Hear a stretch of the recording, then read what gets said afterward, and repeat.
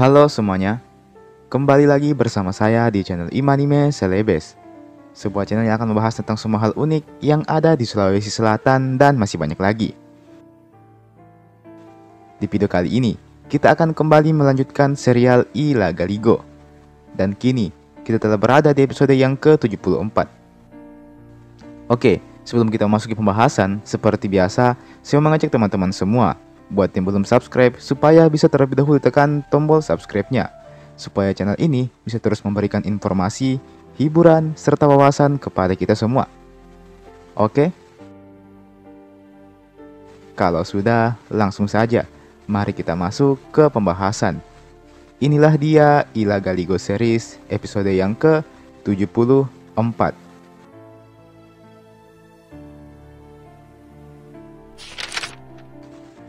Peperangan masih terus berlanjut. Namun kini, pasukan dari Tanah Ugi nampak sudah semakin mendominasi. Sekalipun para pasukan Sunraria Aja bersikeras ingin melawan, namun dengan tangkapnya Ngilik Naiyo, tak ayal membuat mental mereka kian melemah hingga pada akhirnya mereka pun takluk juga. Sunraria Aja yang bekerja sama dengan Malaka dan kelompok gaib dari Pertiwi pun takluk di hadapan Lagaligo beserta pasukannya. Namun, apakah Ila Galigo puas dengan kemenangan ini? Nyatanya tidak. Pasukan Ila Galigo malah semakin menjadi-jadi dan menghajar warga biasa yang ada di sana. Warga yang bahkan tidak tahu apa-apa dan tidak ikut terlibat soal perang. Mereka semua menjadi korban dari pasukan Lagaligo yang mengamuk tanpa ampun. Pasukan Lagaligo melakukan penjarahan di sana-sini. Mereka juga ikut menghancurkan rumah dan barang-barang milik warga setempat. Padahal musuh mereka hanyalah kelompok pasukan Ngilik Naiyo yang sudah mereka kalahkan sejak tadi. Alhasil, sang Patetoe di Kerajaan Langit kembali mengecam aksi Lagaligo ini. Ruma dan Rukeleng yang juga ikut menyaksikan kekejaman itu bahkan sampai menangis. Mereka tak menyangka manusia bisa berbuat sejauh itu. Beruntung, Lapananrang cukup cepat menyadari keganjalan ini. Dia pun langsung memerintahkan para pasukannya untuk berhenti menjara dan menyiksa warga lokal. Setelah itu, Lapananrang menemani Lagaligo bersama dengan ke-70 pengawalnya untuk memasuki istana milik Ngilik Naiyo. Di dalam istana tersebut nampak istri Ngilik Naiyo yang bernama We Lompabare.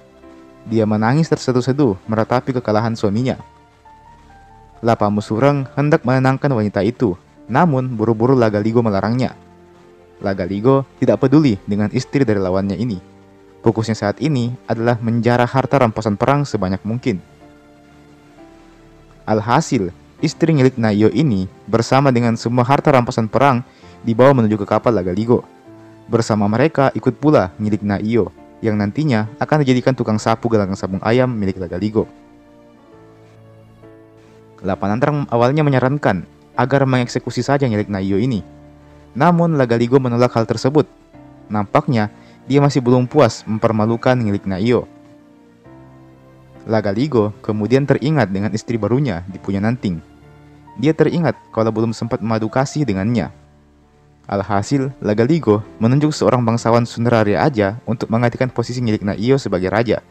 Dengan catatan, bangsawan ini harus tunduk kepada pasukan Lagaligo. Setelah itu, Lagaligo dan pasukannya langsung berangkat menuju ke kerajaan Punyananting. Setibanya di kerajaan Punyananting, Ila Galigo tidak langsung turun dari kapalnya. Dia memaksa agar pihak Punyananting melaksanakan pesta besar-besaran untuk menyambutnya. Tentu saja, Weberyaji selaku Ratu Punyananting menolak hal ini. Biar bagaimanapun Ngilik Naiyo adalah saudaranya. Mengapa dia harus menyambut kedatangan orang yang telah mempecundangi saudaranya? Meski begitu, Topalaguna mencoba menasihati istrinya ini. Jika dia tidak menuruti kemauan Lagaligo, maka akan mampuslah juga kerajaan Punyananting. Lagi pula, Ila Galigo saat ini juga telah berstatus sebagai menantunya, setelah mereka dengan sukarela menikahkan Lagaligo dengan Putri Tompo. Alhasil, walau dengan berat hati, akhirnya Weberyaji mau juga untuk menuruti kemauan Ila Galigo.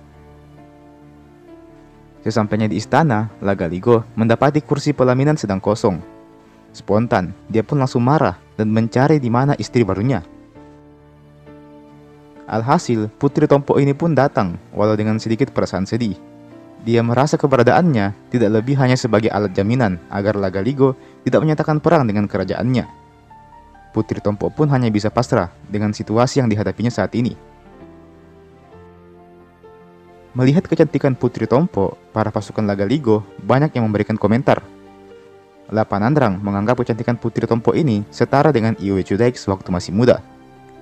Lapamusureng mengatakan kecantikannya tidak dapat disandingkan dengan istri-istri Lagaligo sebelumnya. Sedangkan Ilagaligo juga terpesona dengan kecantikan Putri Tompo ini. Meskipun Lagaligo menganggap kalau kecantikannya ini masih belum mengalahkan kecantikan milik We Tendri Engka. Ilagaligo mencoba mengajak ngobrol istri barunya ini.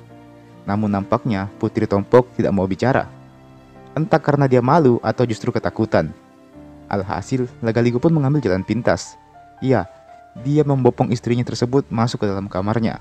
Dan keduanya pun langsung mengakrabkan diri dalam ruangan tersebut. Keduanya berpelukan dan memadu kasih satu sama lain. Lagaligo menghabiskan 3 bulan tanpa keluar dari kamarnya. Sehari-harinya, dia habiskan bersama dengan Putri Tompo.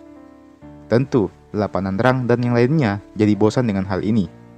Alhasil, disuruhlah La Sulolipu untuk mengajak Lagaligo kembali ke Alecina. Namun Lagaligo malah meminta waktu tambahan 1 bulan lagi. Lapanandrang hanya tertawa mendengar hal itu. Sebulan kemudian, La Sulolipu kembali mengajak Lagaligo untuk pulang ke Alecina. Namun Lagaligo malah bilang kalau sebaiknya mereka menunggu sebulan lagi. Mendengar hal itu, Lapanandrang hanya tersenyum. Dia memaklumi keinginan Lagaligo. Di bulan berikutnya, Lagaligo justru mengatakan kalau sebaiknya menetap selama setahun saja di Pujananting ini. Oke, kali ini sudah cukup. Lapanandrang pun sudah cukup jengkel dengan hal ini. Maka dia sendirilah yang menemui Lagaligo dan memintanya untuk segera pulang. Lagaligo sebenarnya mau saja kembali ke Alecina, asalkan Putri Tompo ikut bersama dengannya. Hanya saja, memang istri Lagaligo sudah sangat kebanyakan. Ditambah Lagaligo sudah berjanji tidak akan menikah lagi kepada istri-istrinya.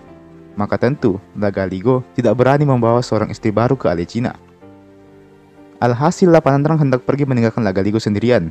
Namun Lagaligo keburu menjelaskan bahwa Putri Tompo saat ini sedang hamil. Lapanandrang pun jadi semakin bingung.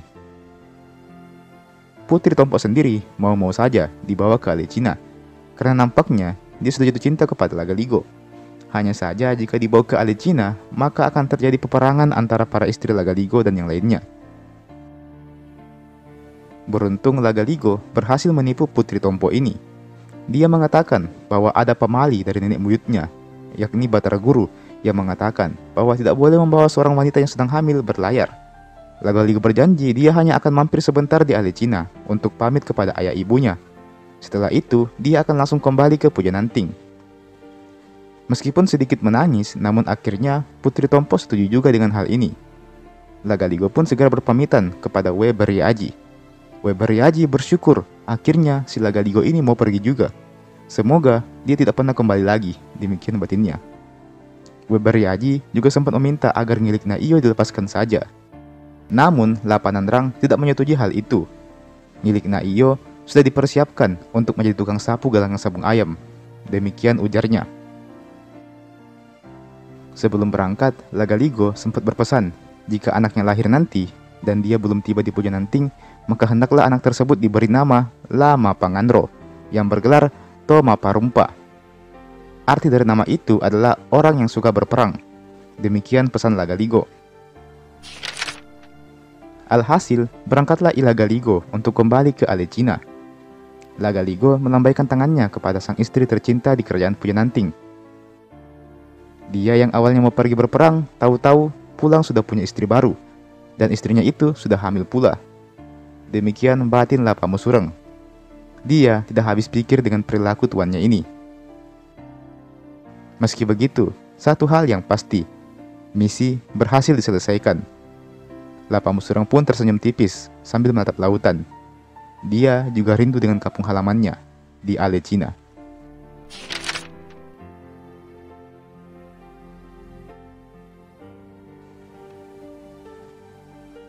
Dan teman-teman, itulah tadi Ilagaligo series episode yang ke-74.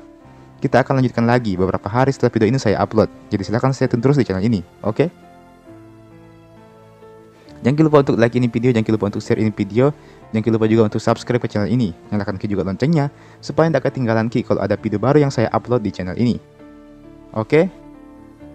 Dan terakhir, terima kasih banyak sudah menonton video ini sampai habis, dan sampai jumpa, sampai bertemu lagi di video berikutnya.